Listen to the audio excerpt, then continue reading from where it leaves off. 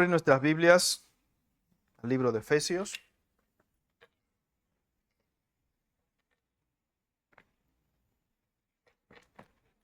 El capítulo 3, versículos del 8 al 13.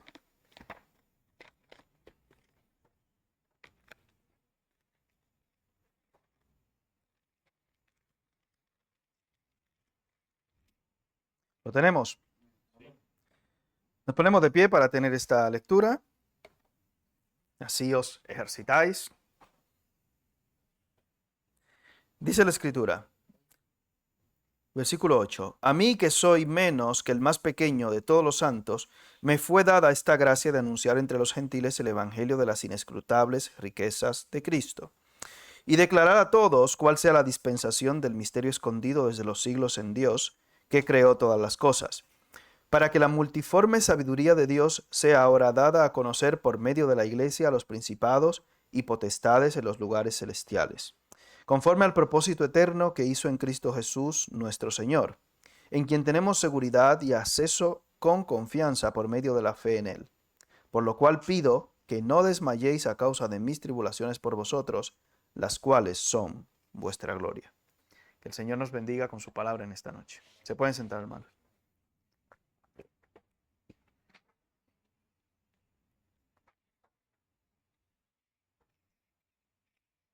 Bien, la semana pasada estuvimos hablando acerca de este pasaje que hemos leído de Efesios capítulo 3, de versículos 8 al 13. No pudimos concluir todo lo que era la idea que abarca este pasaje, pero sí mencionamos la visión que tenía el apóstol Pablo con respecto a las circunstancias que venían a su vida y a las situaciones que se producían en él. No solamente una visión individualista o una visión, como diríamos, quizás un poquito más llano, mirándose al ombligo, de que esto me pasa a mí de una manera concreta a mí por algo concreto que tiene que ver conmigo. El mí, yo, ¿no? El solo mí, yo, como decía uno por ahí. No. El apóstol Pablo veía esas circunstancias, dificultades, tribulaciones, persecuciones y angustias con una visión más global.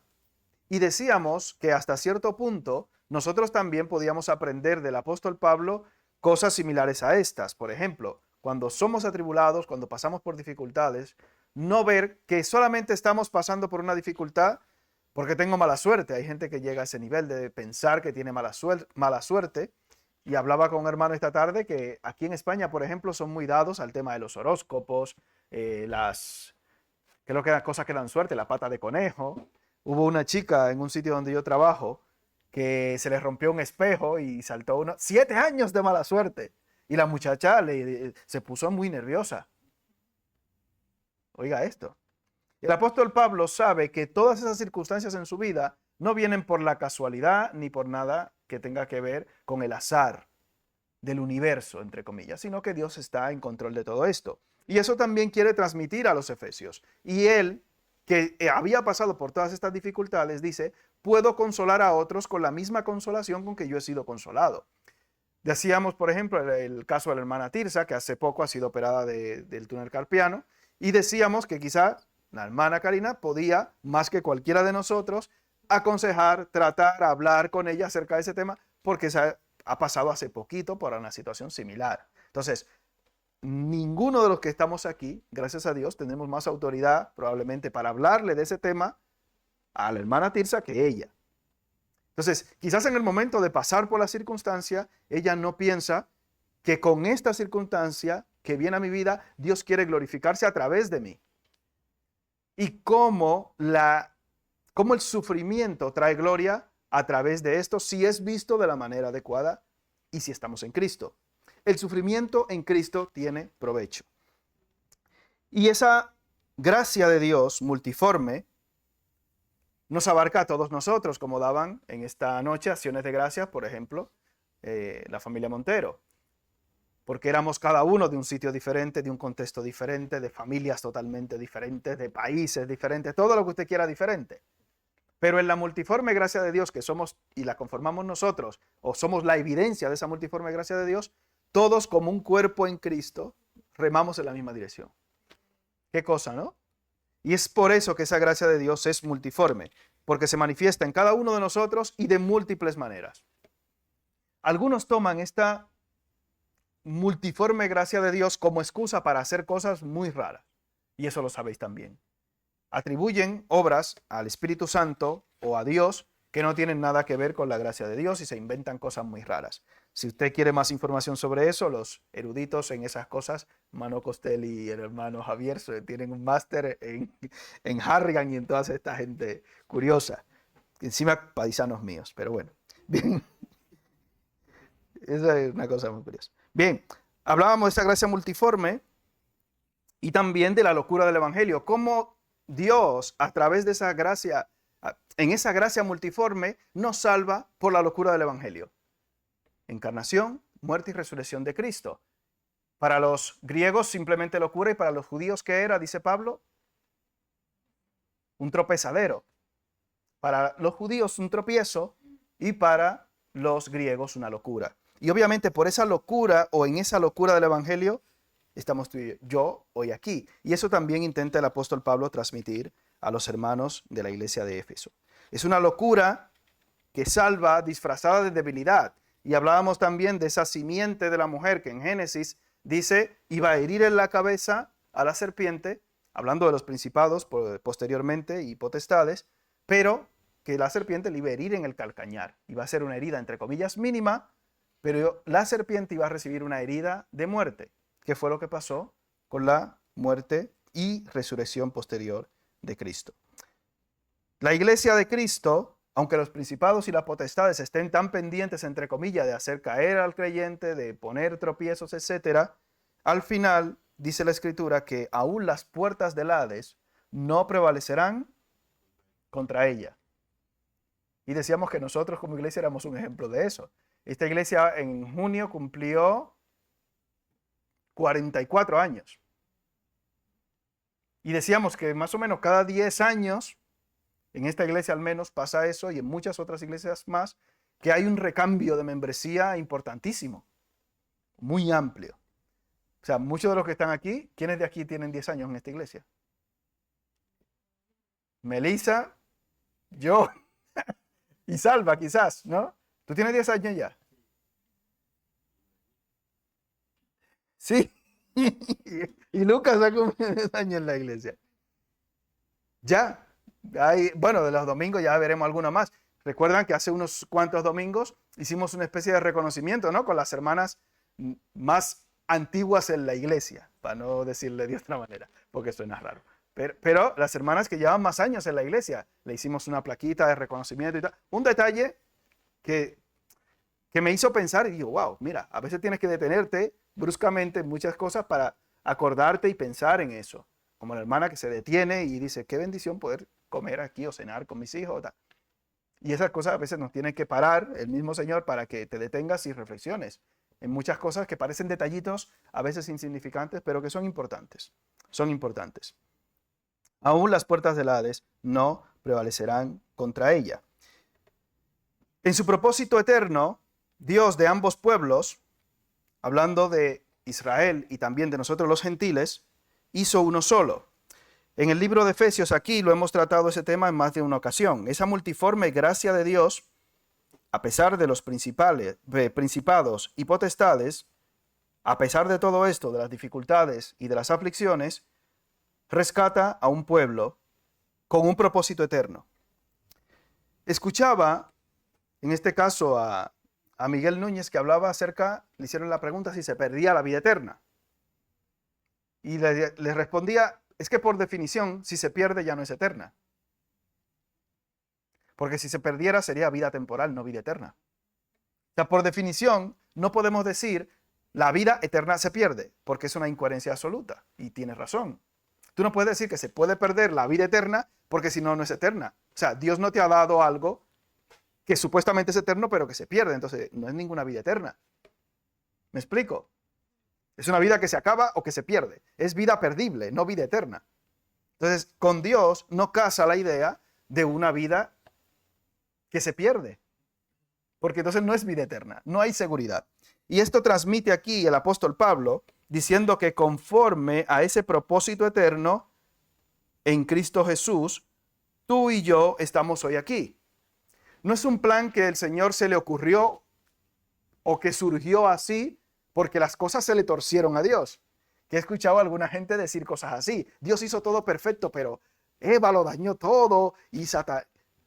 O sea, a Dios nada de esto le sorprende. No quiere decir que Dios haya planeado todo esto quizás de una manera que hiciera que el hombre pecara, porque de Dios dicen no procede el pecado, ni ninguna tentación de él.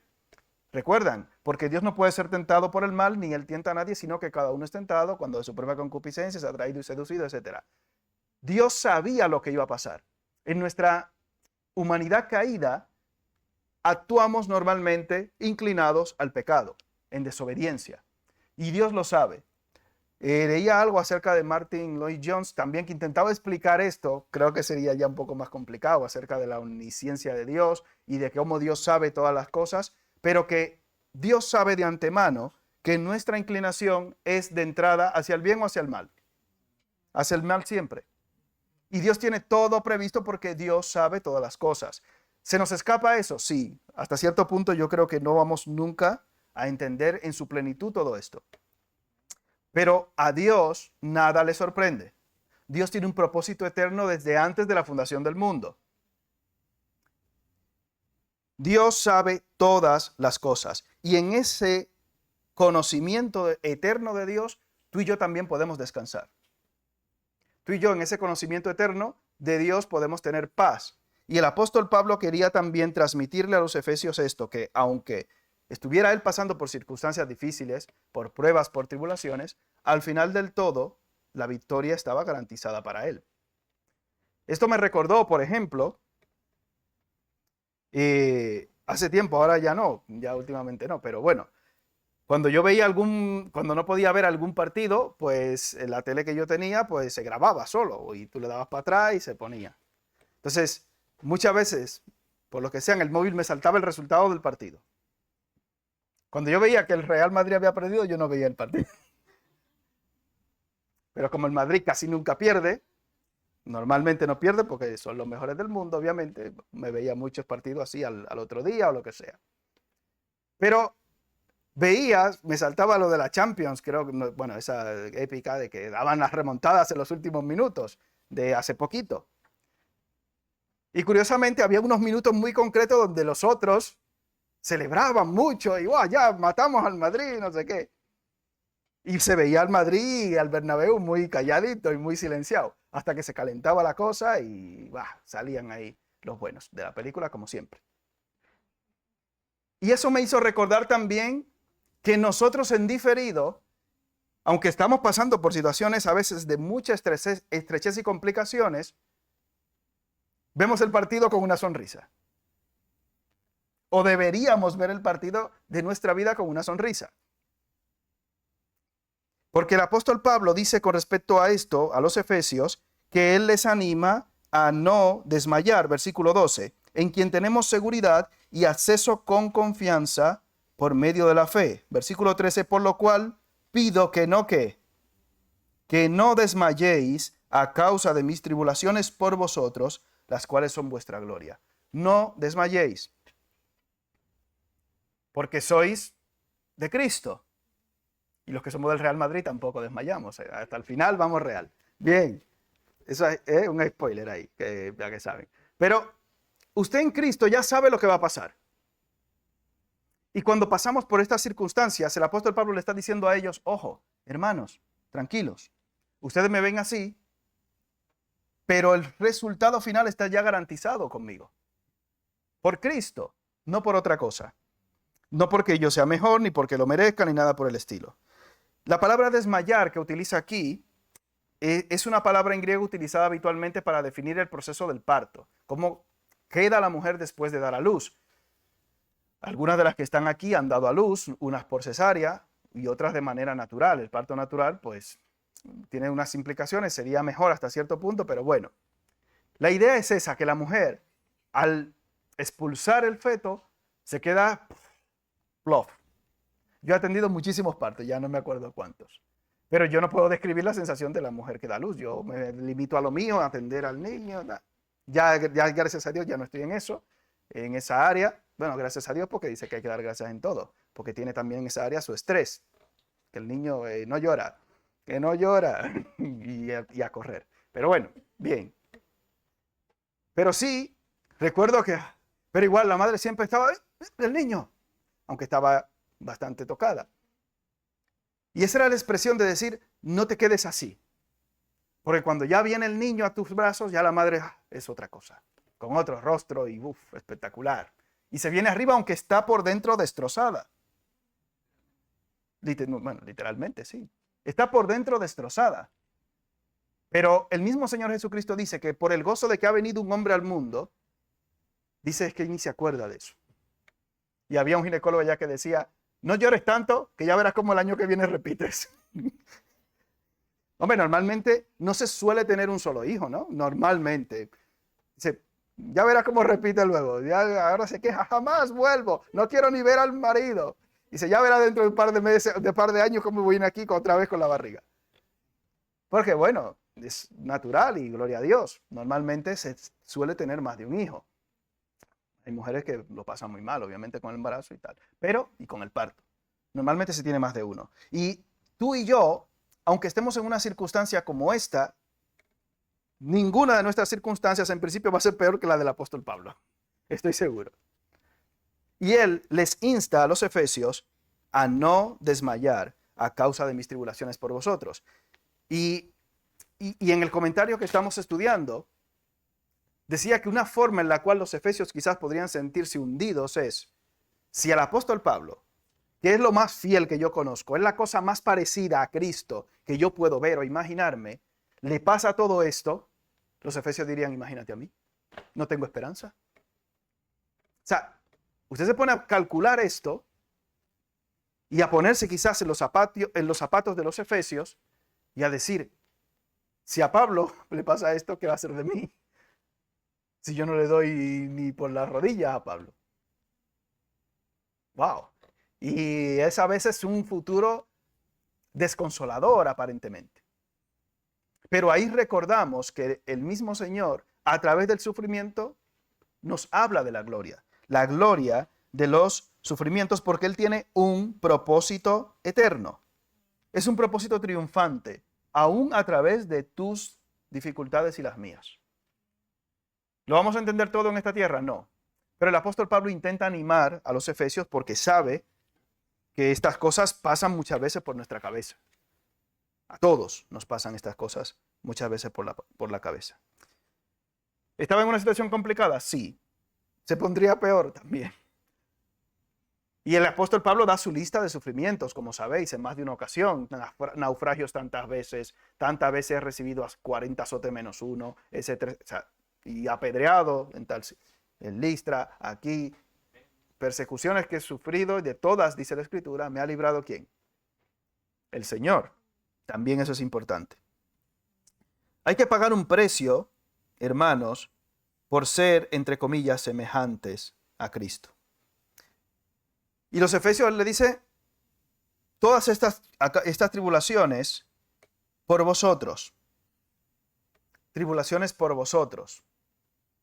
¿En qué sentido? Para que el evangelio también les llegara a ellos. Versículo 9, y declarar a todos cuál sea la dispensación del misterio escondido desde los siglos en Dios que creó todas las cosas. La intención, el objetivo del apóstol Pablo era llevarles el evangelio a todo aquel que él pudiera, de una manera u otra. Para Pablo el sufrimiento y la gloria iban absolutamente de la mano. No había gloria sin sufrimiento. No digo gloria refiriéndome a vida eterna, no me malinterprete. Porque dice, no, para llegar a la gloria hay que sufrir. No, no es así. En Cristo ya la vida eterna está asegurada, como hemos dicho. Gloria a través de los sufrimientos, pero gloria para Dios, no para ti ni para mí. Que ese es el detalle que tenemos que tomar en cuenta. En Romanos capítulo 8, vamos a buscar estos dos versículos. Romanos 8, 18, por ejemplo.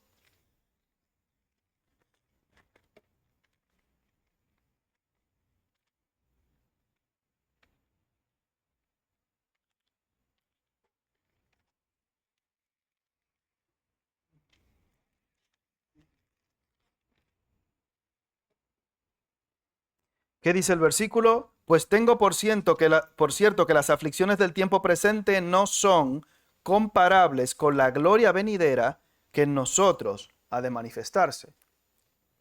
El apóstol Pablo había visto, dice, si en el cuerpo no lo sé o si fuera del cuerpo no lo sé, cosas, dice, inefables que no es lícito ni siquiera hablar al hombre. O sea, él había tenido una visión muy clara de lo que era el tercer cielo y de las cosas celestiales.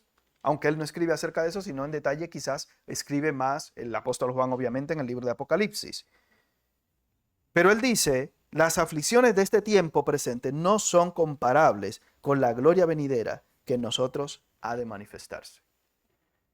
¿Puedo dar detalle de eso? Quizás no muchos, porque yo no he visto todas esas cosas salvo limitarme al Apocalipsis. No vamos a ser como unos soñadores que andan por ahí. Yo me he puesto casi a llorar de la risa o de la pena, no sé qué decir. Y tristemente son paisanitos y paisanitas. Y yo vi una visión del cielo, ¿cómo? No sé. Me mandaron una y cuando ayuné, en el día 44 de mi ayuno, comencé a ver la gloria de Dios y las visiones de... Y comienzan a decir cosas que están en Apocalipsis y la otra mitad se la inventan. Entonces, una cosa de locos. El apóstol Pablo sí dice aquí, la gloria venidera no es comparable con cualquier cosa que nos esté aconteciendo hoy en día. O sea, lo va a superar con creces. Por tanto, cuando hablamos de gloria a través del sufrimiento, no necesariamente quiere referirse a gloria aquí en la tierra, de que te van a poner medallas, ni te van a dar las llaves de la ciudad, ni de Móstoles, ni de Alcorcón, ni de Getafe, ni de donde quiera que vivas. Gloria a través de los sufrimientos. Y si sabemos canalizar y utilizar bien para la gloria y la honra de Dios los sufrimientos que vienen a nuestra vida, vamos a dar gloria a Dios con ellos y a través de ellos. Seguro que en alguna ocasión habéis escuchado casos de personas que cuando caen con una enfermedad concreta, me daba una hermana un testimonio de una mujer que se supone que estaba en la iglesia y le diagnosticaron con una enfermedad concreta y le dijeron usted está mal y le queda tanto. Que esa mujer que estaba en la iglesia y llevaba un tiempo X en la iglesia, lo que hizo fue rebelarse contra Dios y liarla. Y renegar de la fe encima. Porque si ella estaba así, tan tal y cual, mira cómo Dios la abandonaba y le ha pasado esto. Así de simple. Y la hermana ha dado ese testimonio, bueno, ha hecho ese comentario en más de una ocasión aquí, tristemente, de esa situación que vivió. Entonces, tú estás dando gloria a Dios a través de ese sufrimiento tuyo. Lo que estás haciendo es revelando simplemente lo que hay en tu corazón y lo que tú eres. Y por eso te dice que Dios quería que el pueblo de Israel pasara por el fuego de la prueba y del desierto, dice, para afligirte, para probarte, para saber lo que había dónde. En tu corazón, para saber si habías de servir o no a Dios. La aflicción y la prueba revela lo que realmente somos. Como dice un refrán, que los verdaderos amigos se conocen ¿dónde? ¿Cómo? En la cárcel y en el hospital. Espero que en la cárcel no caiga ni... Bueno, este profetizó que iba para la cárcel, este muchacho. Pero esperemos que no se cumpla eso.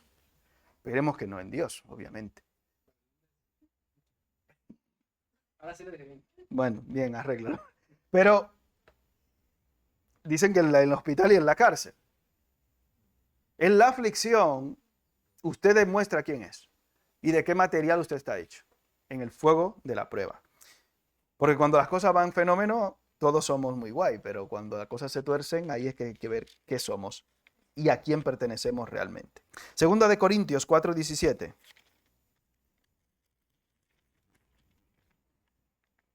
Porque esta leve tribulación momentánea produce en nosotros un cada vez más excelente y eterno peso de gloria. El hombre o la mujer salvo por la gracia de Cristo, en medio de las circunstancias difíciles que vienen a su vida, tribulaciones, aflicciones, etcétera, simplemente muestra más o demuestra más una seguridad plena de salvación. Y eso nos confirma muchas veces, obviamente, lo que dice la Escritura, que por sus frutos, ¿qué? Los conoceréis. Una persona que en medio de la prueba la rebasa de una manera adecuada delante de Dios y delante de los hombres, nosotros decimos, verdaderamente podemos dar testimonio de. Ese es de Dios. Pero me dijo uno, porque si a mí me pasa eso, vamos, en la cárcel. Dios, no, no haga eso. Imagínese usted. Y eso no es ninguna cosa extraña. ¿Cómo en el mundo encontramos gente que hasta por un móvil o una mirada se matan? ¿Qué me miras? Yo no te he mirado. ¿Cómo que me miras? En mi país, amén. ¿Por qué me miras? ¿Por qué tú me miras? No, yo no te he mirado. Y pum, pum. Salió una noticia hace como 3 meses, allí en mi propio barrio, de allá de Santo Domingo. Aquí en Calalberche no pasa eso. O sea, allí somos todos santos. Y aquí, pero bueno, fueron a la gasolinera, llegaron al mismo tiempo. Y por el turno de la gasolinera, voy yo, no, tú voy yo, no, tú. Vos que saco, ¿quieres que lo saque? ¿Qué? Y sacaron los dos al mismo tiempo y los dos al mismo tiempo se mataron. Se dispararon, pam, pam, pam.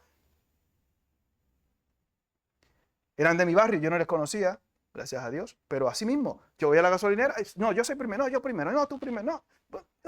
Que te pincho. Y pam, se dispararon los dos y los dos al mismo tiempo se disparan y se matan. Qué forma más tonta. Ahora ve quién va a llegar primero al trabajo. Ninguno de los dos. Eso es así, hermanos. La reacción en un momento concreto dice mucho de quiénes somos.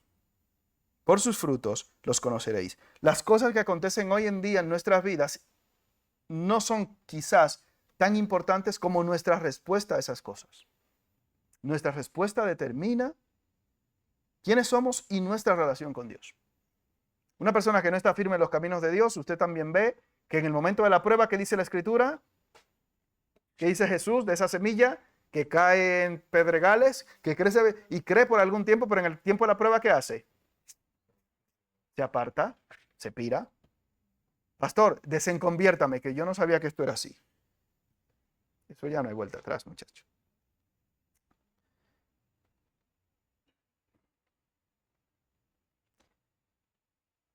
La gloria de los efesios estaba basada en cuánto Pablo estaba dispuesto también en el nombre de Cristo a sufrir por ellos.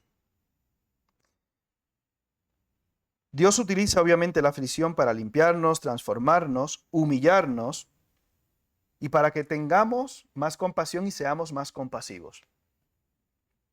El apóstol Pablo, podríamos decir literalmente que se vació con los efesios en todos los sentidos y en todos los aspectos. Pero no solo con los efesios, también si leemos las cartas a los corintios también.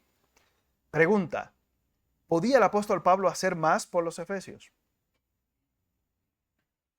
Humanamente hablando.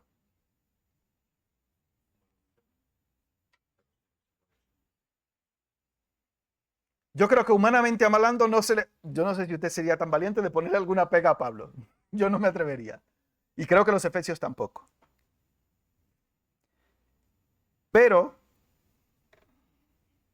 si vamos al libro de Apocalipsis, capítulo 2, versículos 1 al 5, vamos a ver la carta que se le escribe a la iglesia de Éfeso. Apocalipsis 2, del 1 al 5.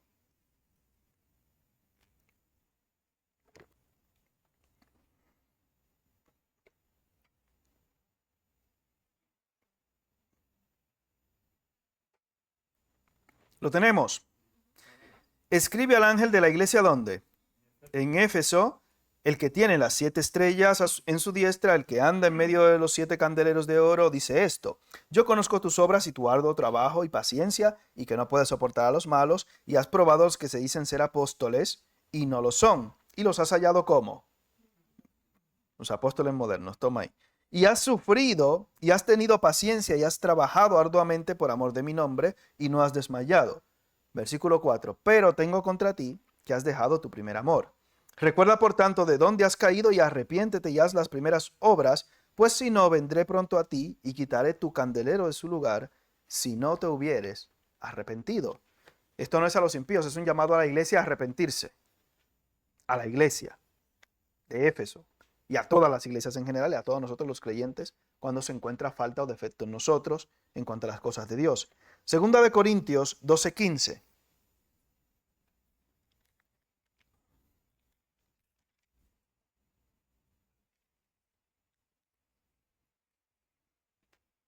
Segunda de Corintios 12:15. Como hizo el apóstol Pablo con todas las iglesias, también hizo obviamente con los corintios y con los efesios. 12:15.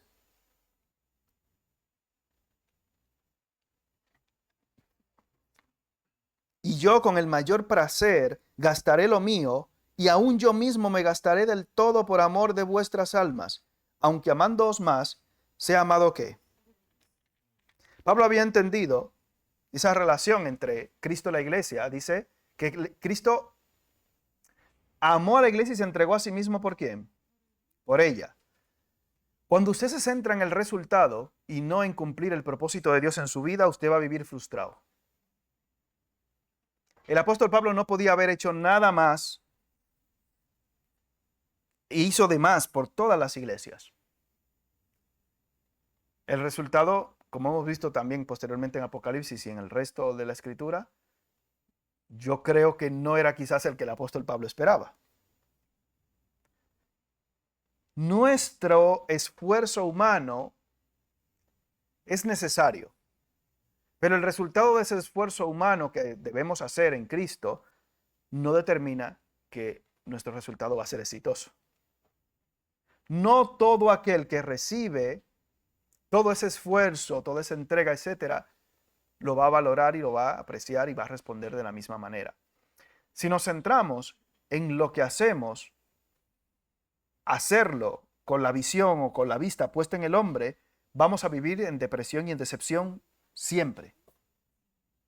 El apóstol Pablo tenía muy claro que tenía que hacer todo de corazón como para quién, como para el Señor y no para los hombres, porque del Señor recibiréis la recompensa de la herencia, porque a Cristo el Señor.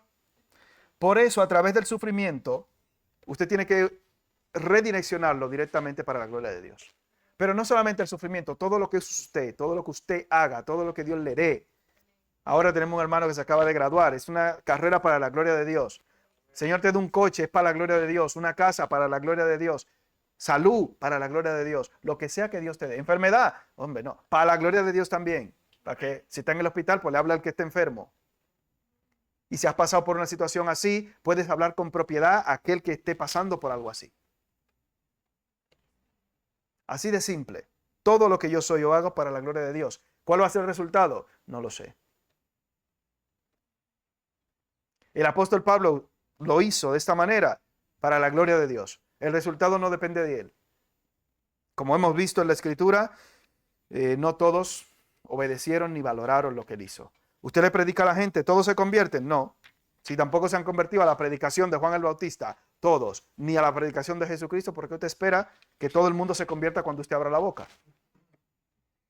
Por tanto, usted no puede predicar pensando en la gente, sino directamente en Cristo y en honrarle y glorificarle. En hacer cosas para llamar la atención de la... No puede hacer eso.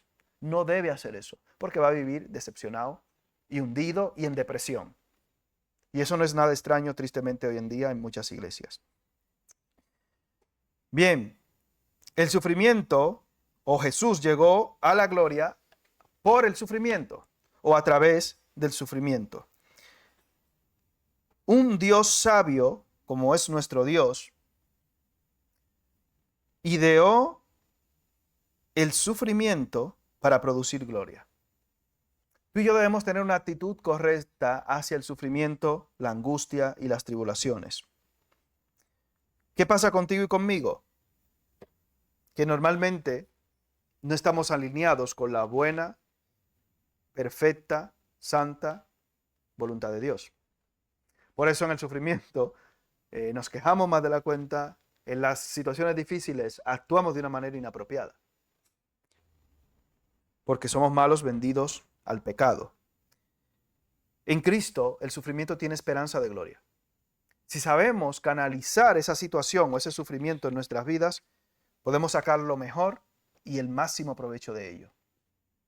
Si no es así, hermano, vamos a sufrir en vano como los impíos y vamos a tener que seguir pasando por lo mismo otra vez, hasta que aprendamos a tener una actitud correcta en nuestro corazón. Y eso es complicado. El sufrimiento tiene el propósito no de hacernos mal, porque la voluntad de Dios es buena, agradable y perfecta. Y si Dios lo ha permitido, es con un propósito bueno para ti, porque a los que aman a Dios, ¿qué? Y el apóstol Pablo tenía eso muy claro. Y estaba viendo el partido en diferido. Usted y yo tenemos muchísimo más información que cualquiera de aquellos que nos han precedido. Digo información en cuanto a las cosas de Dios. O sea, tenemos el partido, no, la temporada entera ya en diferido. Yo le puedo decir quién ganó la liga en 2014 y 15 y 10. Claro, así debemos sentirnos nosotros sabiendo todos los resultados que Dios tiene para nosotros.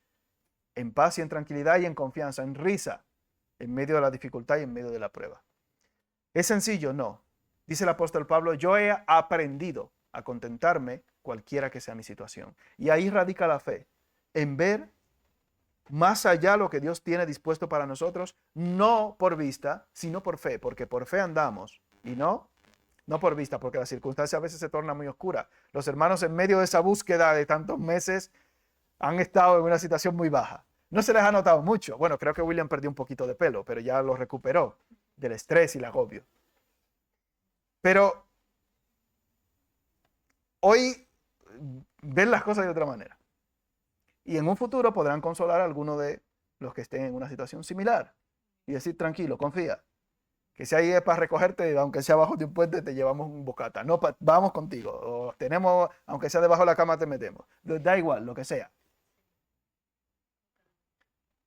Pero a través del sufrimiento debemos aprender de llevarlo y utilizarlo para la gloria de Dios. ¿Cómo Dios vas a usar esto? O cómo yo en el nombre de Jesús voy a usar esto para glorificarle. Y ese quizás debería ser la manera en la que debemos enfocar las situaciones difíciles, las angustias, tribulaciones en nuestras vidas. ¿Cómo voy a usar esto para la gloria de Dios? Y eso quizás nos dará un ánimo diferente para enfrentar cualquier adversidad que venga a nuestras vidas. Padre, te damos gracias por el privilegio que tú nos das de poder confiar y descansar en ti, en que el resultado esté en tus manos.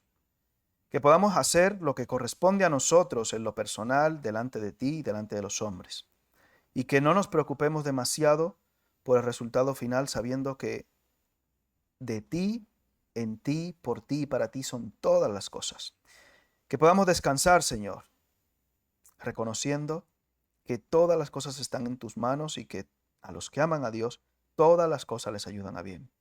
Que podamos descansar en tu santa, perfecta y buena voluntad, Señor, y que no desmayemos por las circunstancias que vienen a nuestras vidas o a la vida de nuestros hermanos también. Que no nos vengamos abajo, Señor, en cuanto a las cosas de Dios, que seamos íntegros y que nos animemos y esforcemos unos a otros para hacer tu voluntad. Gracias, Padre, por cada uno de mis hermanos y por la bendición que es poder compartir este tiempo. En el nombre de Jesús.